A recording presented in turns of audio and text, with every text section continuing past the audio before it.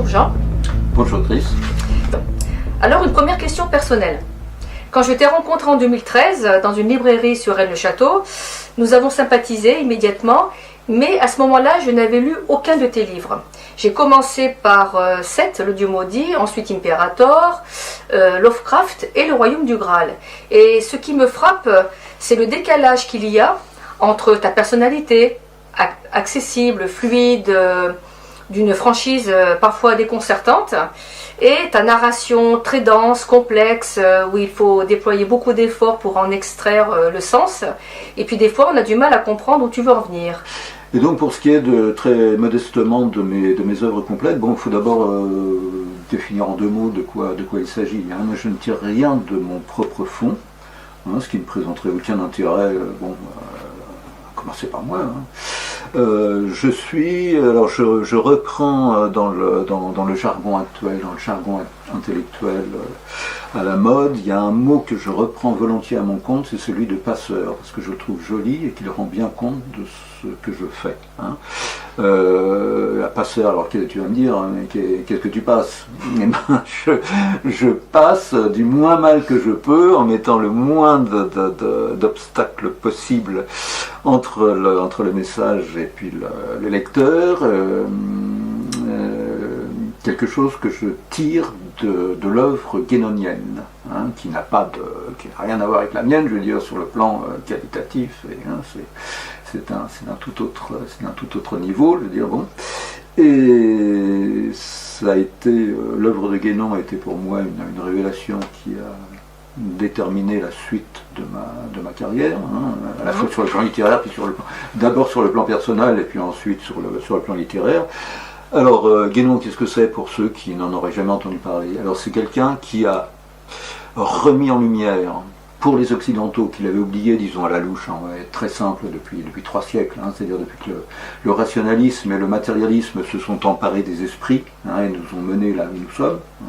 Alors pour ceux qui ne supportent pas justement cette prison étouffante du matérialisme pratique où nous sommes, et qui aspirent à autre chose, hein, disons en utilisant des grands mots, qui aspirent à une quête spirituelle, etc., c'est vraiment vers Guénon. Encore une fois, je ne suis pas un type à Hyde Park juché sur sa caisse à savon qui harangue les foules, mais puisque tu me poses la question, je veux dire, s'il y a un auteur à lire pour tous les chercheurs d'absolu, c'est vraiment Guénon, hein, parce que bon, avec une rigueur, une intransigeance, il nous a donné des bases, des critères, on l'a appelé la boussole infaillible. Alors bon, j'aime pas beaucoup cette terminologie un petit peu pompeuse, grandiloquente, mais bon, il y a quand même de ça.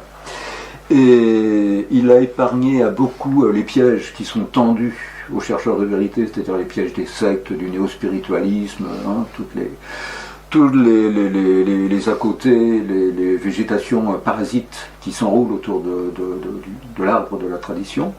Donc il a remis en lumière des choses absolument intangibles, incontournables. Et tout ça, ça constitue une grille de lecture merveilleuse pour comprendre le monde dans lequel on vit et surtout le monde dans lequel on va vivre, hein, si Dieu nous produit. Et donc voilà. Alors à mon très modeste niveau, ma tâche, ça a été celle-là, d'appliquer la grille de lecture guénonienne à des événements, à des événements ou à des phénomènes de société, que ce soit les ovnis, que ce soit Rennes-le-Château, etc. Mon fond, si je puis dire, c'est l'œuvre de Guénon. Hein. Ça permet de baliser, de semer des petits cailloux blancs qui nous empêchent de nous égarer, tu vois. Et voilà comment je fonctionne. Hein. Alors avant de venir, j'ai relu Le Royaume du Graal, dans lequel tu associes donc Rennes-le-Château à un haut lieu initiatique très ancien, destiné à jouer un rôle eschatologique, à savoir fin des temps, révélation. On dirait aujourd'hui un nouveau paradigme, ce qui rend justement la grille de lecture de cet ouvrage publié en 1992 très actuel. Alors pourquoi précisément Rennes-le-Château? Alors, il va falloir reprendre les choses un petit peu beaucoup en amont, Chris, pour rendre les choses intelligibles, oui. Hein, parce que là, je veux dire, on a tout. Hein. On a Rennes-le-Château au cœur de l'eschatologie. Oui. Donc, voilà. Et alors, je me trompe peut-être, hein, tu me le diras, mais à mon avis, on peut exposer les choses très simplement. Alors après, bon, quand on a le squelette, on peut mettre toute la chair qu'on veut autour, mais voilà, là, j'en reviens à mon dada, si tu veux, à avoir des lignes de force qui nous empêche de nous égarer. Hein. Donc, on va commencer par le symbole le plus universel et le plus ancien, qui est le pilier cosmique, l'axe du monde, hein, qui appartient à toutes les traditions et qui est généralement représenté par un arbre.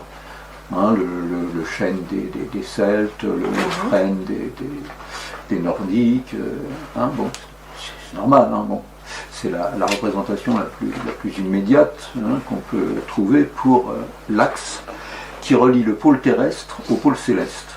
Hein. Alors ça, c'est vraiment le symbole des symboles. C'est le plus primordial, universel. Bon, c'est facile à comprendre. Hein. Bon, si on aspire à la spiritualité, bon, ben, qu'est-ce qu'il faut faire? Il faut remonter justement d'où on est, c'est-à-dire du pôle terrestre, au pôle céleste, où est censée se trouver notre source, d'où nous venons tous et où nous aspirons tous à retourner. Hein. Pour le dire très simplement, au ras des pâquerettes, la spiritualité, c'est ça en définitive. Bon. Donc, la géographie sacrée, qui est l'application de ce symbolisme cosmique à notre planète Terre, si tu veux, bon. L'équivalent symbolique, l'analogie de ce pilier cosmique, de cet axe du monde, qu'est-ce que c'est pour un territoire donné? C'est le méridien. Hein, on est d'accord. C'est la version horizontale, si je puis dire, de la verticalité représentée par l'axe du monde. Hein. Parce que le méridien, il relie le pôle nord au pôle sud. Donc c'est exactement ça. Analogiquement, c'est la même chose. Bon. Par hypothèse d'école, je dis par hypothèse d'école parce que s'il fallait expliquer pourquoi la France, là, on n'en sortirait pas. Hein. Donc voilà, c'est un thème à développer. Bon, puisque tu me fais l'amitié de parler du royaume du Graal, bon, si on a le courage de s'y plonger, bon, on peut y aller parce que là, j'ai fait l'effort, si tu veux, d'expliquer pourquoi la France, justement. Donc, on fait comme si on était d'accord sur le fait que la France était un territoire privilégié. En dehors, bien sûr, j'insiste lourdement, de tout préjugé nationaliste, etc. C'est absolument pas de ça qu'il est question. Hein. Mais comme les choses, quand je dis les choses, l'eschatologie, hein, doit bien se passer quelque part. Bon, il se trouve que pour moult raisons, encore une fois, que j'ai essayé d'exposer dans le royaume du Graal, la France est un endroit privilégié. C'est ça, bien sûr, mais c'est un endroit privilégié. Bon, quand on a admis ça, encore une fois par hypothèse d'école, hein, je prêchais rien du tout, eh ben, on retrouve l'analogie de notre pilier cosmique qui est le méridien de Paris. C'est le méridien de Paris. Le méridien de Paris. Hein, c'est l'analogue de notre pilier cosmique. Hein, puisque si tu le prolonges, bah, il relie celui qui a été tracé pour le 14. Absolument. Mais bon, c'est pas parce qu'il a été tracé à un moment donné, si tu veux, qu'il ne préexistait pas et qu'il n'avait pas, de toute éternité, l'importance symbolique qui va expliquer maintenant pourquoi règne le château. Hein. D'accord. Les réalités de la géographie symbolique, bon, elles peuvent être, si tu veux, officialisées en quelque sorte à une période donnée, hein, par exemple la définition du méridien, mais elles n'attendent aucune, je veux dire, il n'y a pas de point de départ, si tu veux, à partir duquel elles deviennent opératives. Hein. Elles sont ou elles ne sont pas. Et si elles le sont de toute éternité, elles ont été reconnues par des populations qui n'avaient pas la notion de ce que pouvait être un méridien de Paris ou de Greenwich, tu vois ce que je veux dire. Bon, c'était simplement un axe qui était reconnu. Donc tu fais référence à la tradition primordiale. Ah, je fais référence bien sûr à la tradition primordiale. Donc, il se trouve que Rennes-le-Château, à très peu près, on ne va pas chipoter, il jalonne ce méridien de Paris. Bon. Et il est pour ce qui est de la géographie sacrée française, encore une fois, j'insiste, hein, disons que la France est un espace privilégié, bon, il est à la base de ce méridien. Rennes-le-Château, hein, c'est à la base de ce méridien. Bon. Alors, si on prend une autre analogie, celle de après avoir pris l'analogie macrocosmique, hein, l'analogie de la géographie sacrée, si on en prend une troisième, celle qui nous concerne nous directement, chercheurs de vérité, bon, l'équivalent du pilier cosmique ou du méridien, pour nous, qu'est-ce que c'est? C'est évidemment la colonne vertébrale. Bon. Et il se trouve que dans toutes les traditions, au bas de la colonne vertébrale, c'est-à-dire analogiquement à l'endroit où est Rennes-le-Château, au bas du méridien de Paris, tu vois, hein, j'insiste, mais bon, l'analogie me paraît tellement flagrante que ce serait dommage de s'en priver. hein. Au bas de notre colonne vertébrale, on a, alors c'est symbolique encore une fois, on ne le voit pas au microscope, on est bien d'accord, c'est des réalités subtiles. On a un germe d'immortalité, et il est présent dans toutes les traditions. Les juifs l'appellent le luz, les musulmans le hadjam, c'est aussi le caillou blanc de l'Apocalypse de Saint Jean, voilà. C'est toujours. Et pourquoi on appelle l'os sacrum justement? C'est pas pour rien quand même, tu vois. Donc on a au bas de notre colonne vertébrale un germe d'immortalité, alors qui est censé, si on y croit, être le point de départ de notre corps de gloire, de notre corps glorieux, de notre corps de résurrection, si tu veux. Hein. Alors c'est un germe qui n'est, qui est impérissable. Hein. C'est pour ça qu'il se présente sous la forme d'un caillou indestructible. Hein. Bon. Et donc, en nous, c'est la particule qui est garante de notre immortalité, en quelque sorte.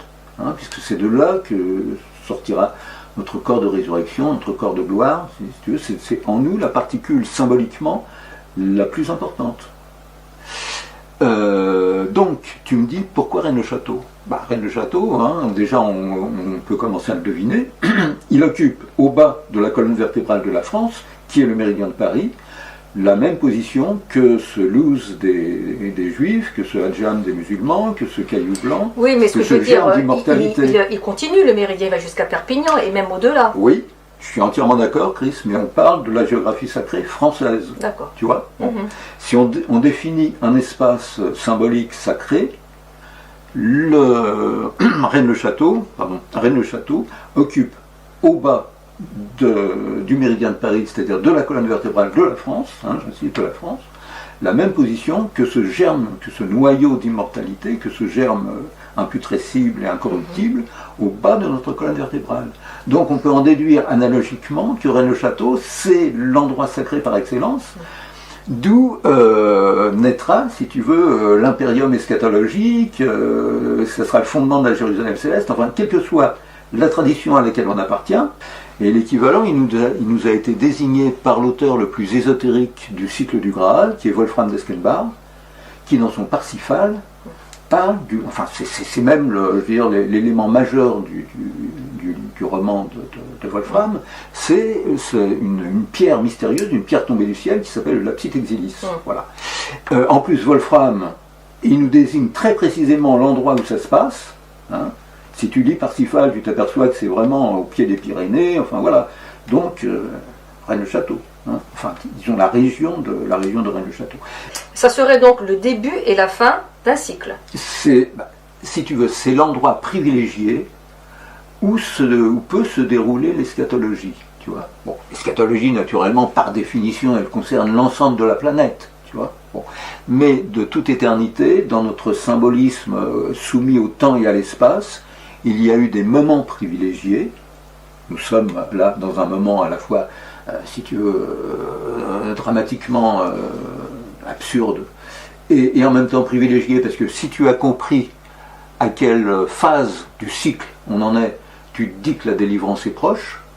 Hein, au spectacle justement que donne ce chaos universel, hein, donc alors privilégié selon le temps, et des espaces et des lieux privilégiés selon l'espace, tu vois. Bon. C'est-à-dire que les choses doivent se passer, pour le dire encore une fois de la façon la plus triviale, la plus basique, les choses, en l'occurrence l'eschatologie, doivent se passer en un temps donné et prendre appui de façon privilégiée en des lieux précis. Hein, les hauts lieux où souffle l'esprit, dont parlait Barès dans la colline inspirée, bon, les hauts lieux qui ont jalonné, balisé toutes les grandes civilisations, c'est ça, c'était des lieux qui étaient prédestinés, qui étaient privilégiés par la géographie sacrée à servir de support à des influences spirituelles, et qui à partir de là irriguaient toute la sphère concernée. Ouais, c'est pas plus compliqué que ça. Et pour toi, Rennes-le-Château, c'est une colline envoûtée ou envoûtante?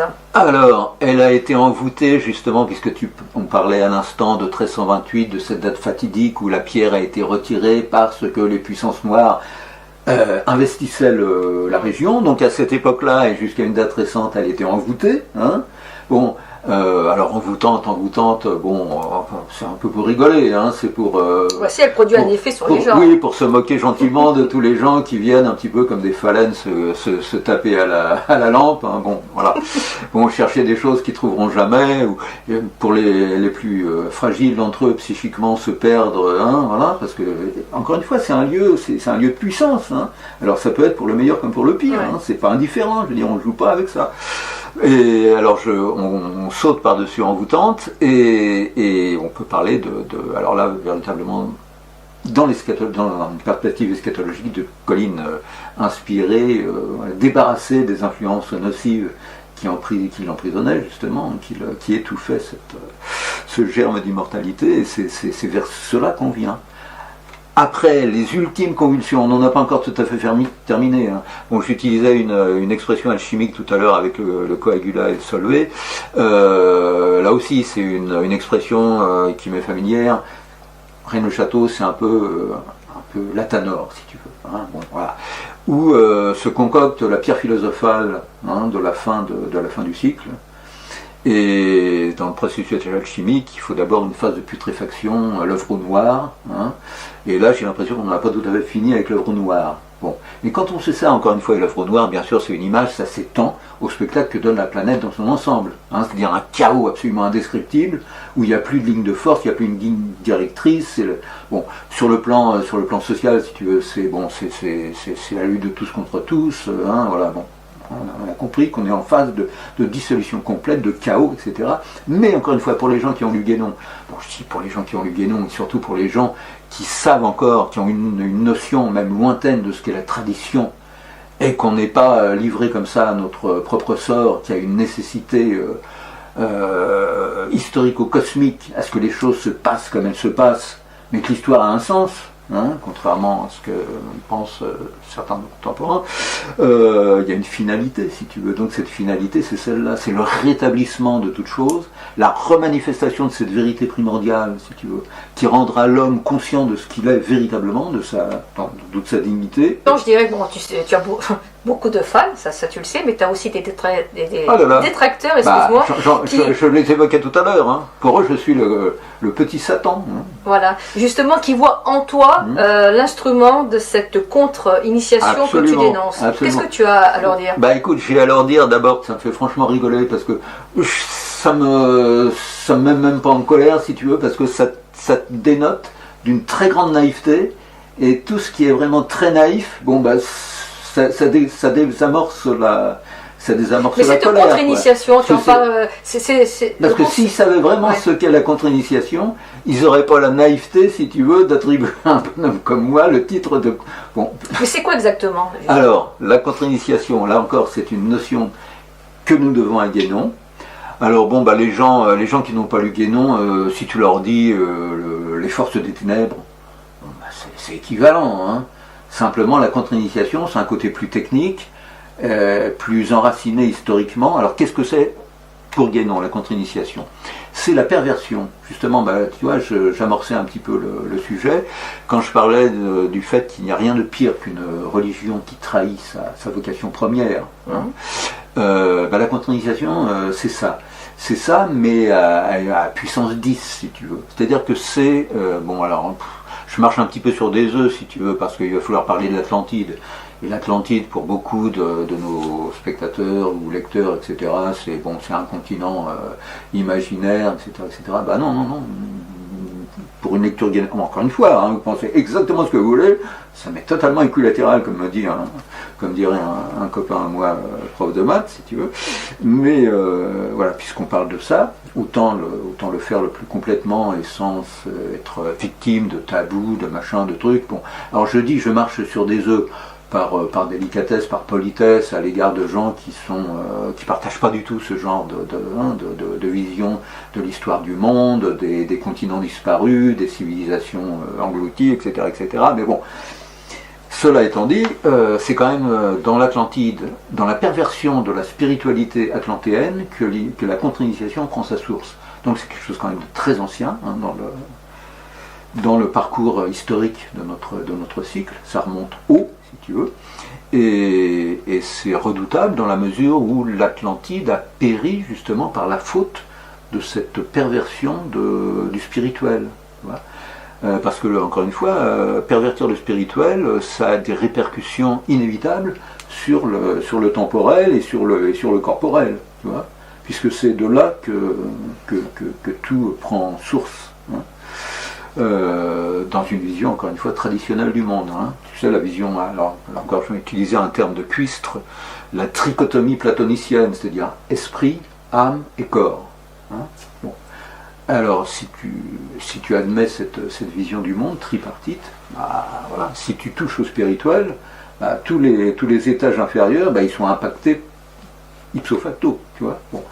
Donc, l'Atlantide, qui, à sa belle époque, si j'ose dire, était une très haute civilisation, s'est pervertie par, alors là, bon, on va pas entrer dans les détails, si tu veux, par hypertrophie magique, c'est l'éternel piège qui est tendu à l'humanité, si tu veux, le piège des pouvoirs, tu vois, bon, les pouvoirs, l'action sur la matière, l'action sur ses semblables, etc., etc.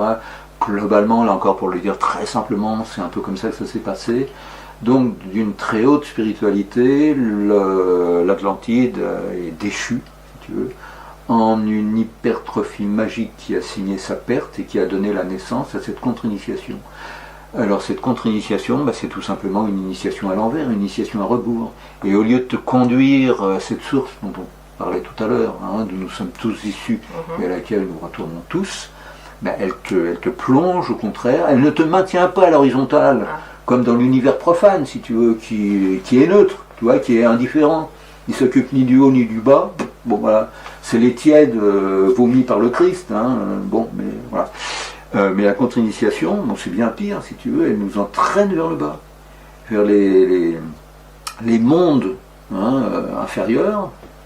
Donc voilà, c'est le strict opposé de l'initiation véritable. Je comprends bien cette. Donc c'est une force satanique, si tu veux, dans la mesure où qui empêche de revenir à la tradition initiale. Absolument, qui empêche de revenir à tout ce qui est traditionnel, qui défigure, qui déforme tout ce qui est traditionnel et qui empêche l'aspirant justement en quête d'absolu de retrouver sa source, mais au contraire qui lui dit non, la voie elle est là. Et alors une des raisons pourquoi ces forces auraient investi la région de Rennes-le-Château, c'est pour empêcher l'émergence de la tradition. Je vais te sortir une formule de cuistre qu'on peut trouver, il y a longtemps que je n'ai pas feuilleté les pages roses du petit Larousse, je ne sais pas si ça existe encore, mais corruptio optimi pessima, ça veut dire la corruption de ce qu'il y a de meilleur et la pire des choses, tu vois. Bon, ça rejoint ce que je disais à l'instant, c'est-à-dire plus tu es monté haut, et si tu te casses la figure, eh ben ça fait d'autant plus mal, si tu veux, que tu seras monté plus haut, tu vois. Bon, alors là c'est la façon la plus triviale d'exprimer l'origine, la naissance de la contre-initiation, tu veux, qui est née d'une haute spiritualité, et en se pervertissant, justement, elle pouvait pas tomber au niveau du plancher, si tu veux, mais obligatoirement au plus profond de la cave la plus obscure. Bon. Et les forces maléfiques, contre-initiatiques, qui se sont particulièrement intéressées à tous les hauts lieux en général, puisqu'elles voulaient s'en approprier la puissance, c'est logique. Parce que là aussi, un grand thème guénonien qui permet d'expliquer bien des choses, quand l'influence spirituelle qui prenait appui sur les fameux hauts lieux, qu'il s'agisse de Rennes-le-Château ou d'autres, dispersés sur la planète, quand cette influence spirituelle s'est retirée, il reste un substrat psychique, livré à lui-même, tu vois, qui est puissant, qui est redoutable, beaucoup plus que n'importe quoi de matériel, tu vois. Et ce substrat psychique, naturellement, les forces contre-initiatiques, les forces ténébreuses, sataniques, veulent se l'approprier pour décupler leur propre puissance, tu vois, c'est aussi simple que ça. Donc tous les hauts lieux désertés par l'esprit ne sont pas laissés comme ça à l'abandon, en friche, en jachère. Ils sont immédiatement investis, si tu veux, par les forces contre-initiatiques, par les forces sataniques. C'est pour ça que Rennes-le-Château a été longtemps la colline envoûtée, pour faire image. Excuse-moi Chris, je te coupe et je fais une dernière digression. Justement, si on a parlé de Bugarach, si on a parlé de Rennes-le-Château, c'est en dernier, c'est pas pour de très très bonnes raisons. Voilà. Et donc, je ne vais pas dire que ça illustre ce que je viens de dire à l'instant, sur l'appropriation de ces hauts lieux par les forces des ténèbres, ça serait faire beaucoup d'honneur justement aux plus ou moins rigolos ou braves gens qui se sont laissés piégés par des choses qui méritaient pas même qu'on fasse le déplacement. Le garage 2012, ça fait rigoler tout le monde, mais moi ça m'a fait un peu de peine, si tu veux, qu'un lieu aussi important soit livré au public d'une façon aussi dérisoire, aussi caricaturale, tu vois ce que je veux dire. Bon, c'est une manière de l'abîmer. Oui, mais enfin bon, j'attends tout autre chose et je voudrais pas que les gens qui ne connaissent Durazès que ça, que 2012, la fin du monde, et puis Rennes-le-Château, les chercheurs de trésors, je voudrais pas qu'ils se limitent à ça. C'est pour ça que j'insiste un peu lourdement pour leur dire, bon, tout ça, alors bon, c'est par les forces contre-initiatiques, faut pas être parano, faut pas exagérer, mais bon, c'est pas non plus, c'est pas du tout Rennes-le-Château qui dans leur réalité spirituelle, quoi, voilà.